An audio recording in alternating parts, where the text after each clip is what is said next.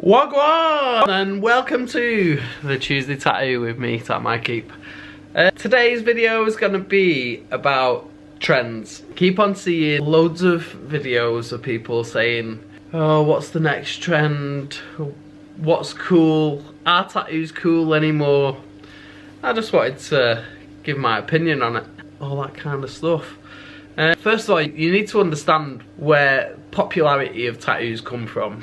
And it's always come from top. So, not necessarily, well, it started off in England with rich people getting tattoos. Because they'd travel the world, they'd see other different cultures, and then they'd come on with tattoos. And this comes from kings, royalty, all that kind of stuff. People who are lords and people who could afford to travel. Because tattooing in this country was gone. We were very Christian country, and tattoos were like, you're desecrating God's creation, so it didn't happen. It stopped for a long time. Then people started to travel, see the world, and they'd bring back tattoos. Then people around them saw they had tattoos, and suddenly they wanted tattoos. So it just came down trickle. Rich people who could afford to go travel the world, see different cultures, all that stuff, they got tattoos, brought them back to England.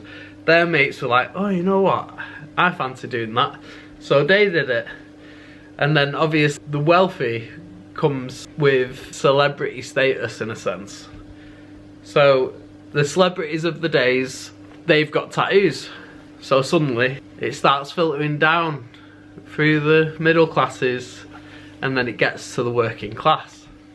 Obviously, sailors and people who were the peasants on board these voyages around the world, they probably had tattoos as well, but the idea of celebrity has always been a big part of the tattoo culture, especially in England. Like, it's always seems to be the case. And it doesn't have to be like a celebrity in a sense of everyone knows them. It can be like a subculture celebrity. In the 70s and 80s, whatever rock star you liked, if they had a tattoo, then suddenly whatever they've got becomes the next trend. So they become the trend setter. And that's how it always works. Like me, born in the 80s, grew up listening to punk rock, hard metal, rock stuff, and then mixed with skateboarding influence. I idolised rock stars who had a certain type of tattoos. So I was intrigued by that, and that's what I thought was cool. So that was my trend in a sense. A lot of people went down the tribal trend, and that was due to influences like Brad Pitt in films where he's got a tribal tattoo, or Blade, he's got that cool tribal thing up his neck. And then suddenly it becomes a popular culture thing where everyone's like, I want one of them because that looks really cool. And that's how trends work. Like, you had, in my lifetime, the biggest trends were tribal, and then it went into, what did it go into? Maybe biomechanical. I think a lot of people of my generation, especially people who are into art and stuff, Aliens and H.R. Geiger's work just influenced tattoos in a massive way, and then it became a really big trend, which I wish that trend had come back because it was really cool. And then trends of, I suppose there's always girly trends with dolphins and bits, which you'd find that some pop star would have. And then even down to, I don't know, maybe late 90s, where it was Cheryl Cole's hand tattoo. The amount of people I see with a Cheryl Cole hand tattoo it's massive. There's loads of them. And so it usually does that. Usually you idolise someone, and then you think that's cool. And then a lot of people think it's cool because they're really popular, or they're a big star. So lots of people see it, and then it filters through. That's how I think trends start. There's obviously artists who say, they'll be like, I started this trend. And usually there is an artist who did the first designs, did the first tattoo on someone, which then became popular, and then everyone just copied, rinse, repeat. And what happens with all trends is it gets copied, rinsed, repeat until every other person's got something like it. And now, then it goes, it's like trending, it's getting cooler and cooler, and then it levels out, and then it goes, and then it's like, oh, it's going uncool. Cover up, oh no, it's really uncool. But you'll find that maybe 20 years down the line, when kids are starting to get tattoos, their parents are like, they've got an old tattoo, and then them kids go, you know what, my dad's tattoo is really cool, I'm gonna get something like that. So it starts going again, and I think the second wave is not as big, because not everyone thinks their dad's tattoo is cool, or the mums, but it kind of does this again. And then in the future, who knows, people might be like full tribal sleeves again, which I hope not, but if it happens, I suppose. And then after biomechanical, it went into religious sleeves, religious everything. And that was mainly through famous footballers. David Beckham, it got plastered all over advertising, marketing. David Beckham's one of the coolest people ever. So people started copying David Beckham's tattoos. Even to the point, David Beckham is that cool that footballers who are starting their career now still look at David Beckham's tattoos and go, that's what a footballer looks like. I need footballer tattoos. So you find that 90% of people who are starting in football, or even Premier League players now, you can look at David Beckham's tattoos and you can literally count the same tattoos on all of them. Whether it be angels, roses, pocket watches, rosary beads, all that kind of stuff. It was popularised massively by David Beckham. Prove me wrong. I'd love to anyone to say David Beckham's not influenced the trend of religious tattoos. Oh, just name someone who's been influential in religious tattoos more than him. Just type in the comments. I might be totally wrong, but I'm pretty sure, in England especially, David Beckham has been the biggest trendsetter, to the point that people are still doing it now. This trend started off in, what, mid to late 90s, and it's 2025. The trend's still going. There will be a point where it dips off, but I feel with the world of social media, it's like things are being held up. Instead of moving on to the next trend or finding new styles, we're just doing this in between trends. A new form of tribal, which I didn't know about. It's called sigilism or something, and it's just tribal tattoos but not filled in. We've got to do tribal tattoos, but we're not going to finish them. We're not going to colour in the bit or shade it or make it nice. We just got to do the line work and be like, job's done, see you later. It makes me laugh. Right, so we've gone through, I suppose the next one will be, what's cool such a personal thing? What I think's cool and what you think's cool could be drastically different, and that's what makes something cool.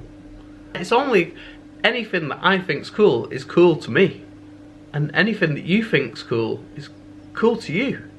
So it's so vast. We can all accept that some things are just always going to be cool, just from a level of some trends and some design will be tattooed forever. It just will. Like Japanese tattooing will always be cool.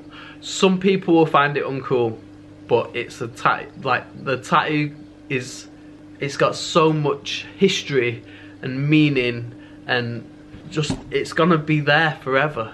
It's always gonna be done. It's been done for probably thousands of years, and it's still being done.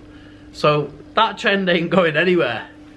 I think obviously after the religious stuff came mandalas, patterns, which I quite like a mandala tattoo. Geometric and very patterny stuff.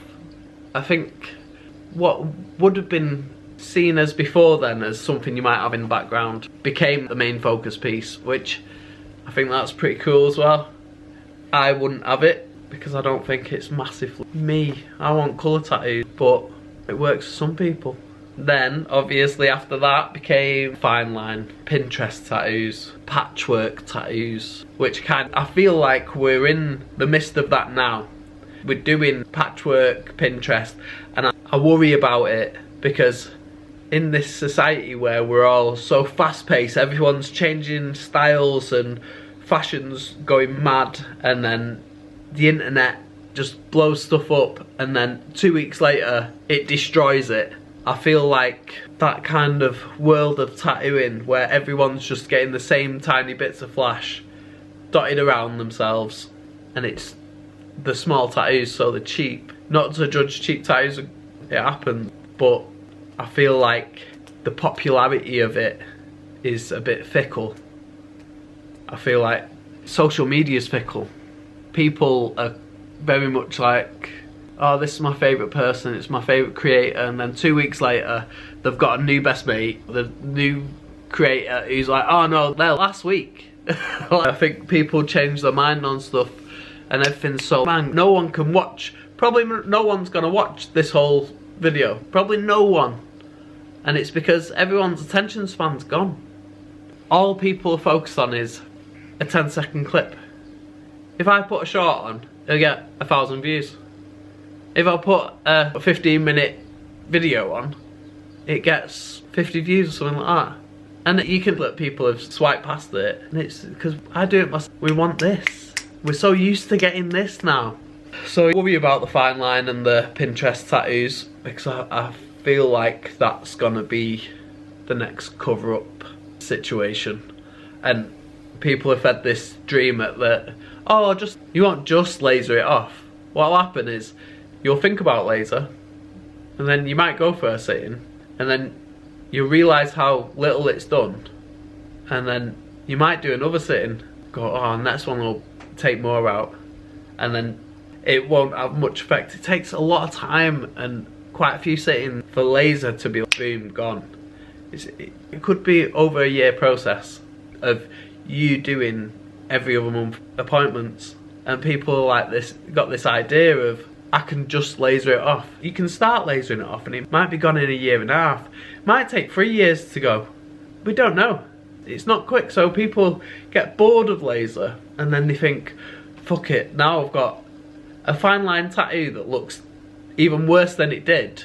I really don't like it now. It looked alright, and then I lasered it and it just looks like a fine line tattoo done badly now. So they end up going for the cover-up, which I do plenty of cover-ups. I do make a living off it, but it's not ideal because you've got to be flexible with a cover-up. You can't just be like, cool, I want to cover up this tattoo and I want this. And 90% of artists will be like, that won't cover up that. Because most people want smooth, black and grey, realistic portrait to cover up something that's black. And it's cool, if we black out that bit, then we can do a portrait next to it. And they're like, no, I don't really want that. So it's not a win-win situation. What it is a situation of, that'll do, that it's good enough. I feel like that's going to be the next problem for us to solve as tattooists. And along the cool lines, because everyone's like that, what's cool to them might not be cool to them in 2 years. What was cool to me when I was 15, actually, saying that, I probably still think it's cool, but I think this social pressure that people are under of, I need to look a certain way to make people like me or give me clicks or watch a video or get work done by me. I think that's all fickle because we're all gonna grow old. No one grows old and looks like they're 21 forever. Most of us are like, we're not like that at all. We get to 25, we're looking great. Might get to 30, looking great. Get to 40, and you look at what you look like when you was 20, and you'll be like, shit's changed.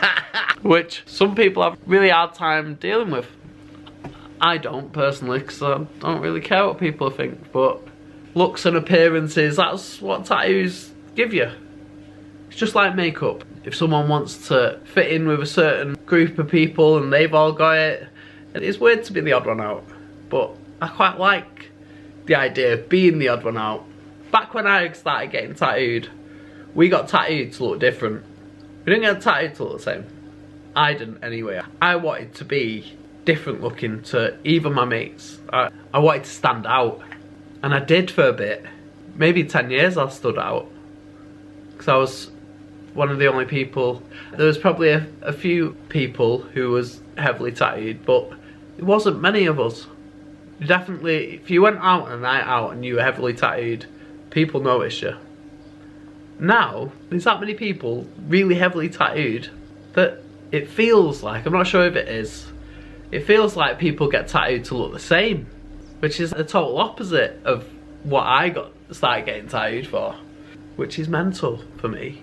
Because it's like, they used to say once you get a tattoo, you're a marked man, meaning you're in the club, you're in the society of marked people. Like, you're not normal anymore, you're different.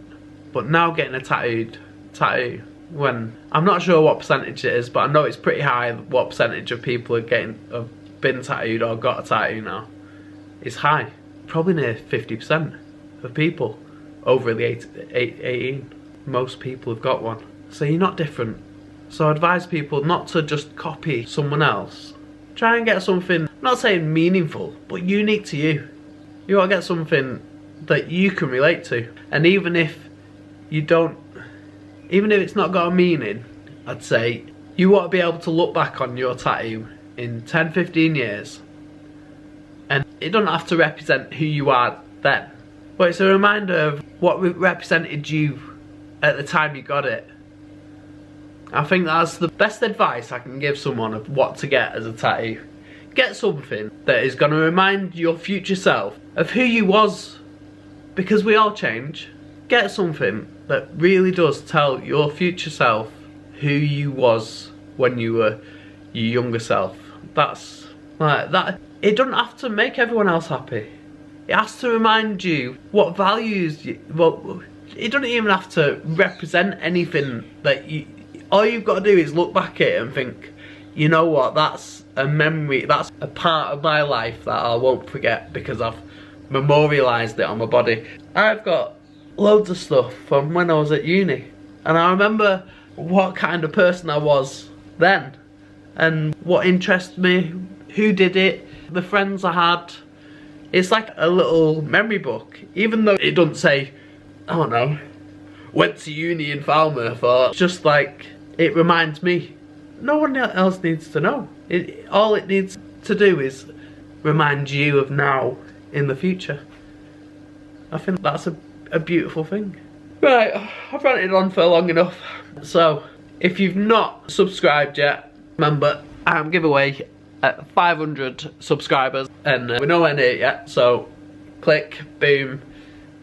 I know a lot of people don't actually log into YouTube and watch it as a guest or whatever, but if you want a chance to win a tattoo by me, you need to log into your YouTube account, log in and smash the shit out of that subscription button. If you've got any opinions as well on anything that I talk about, comment helps me.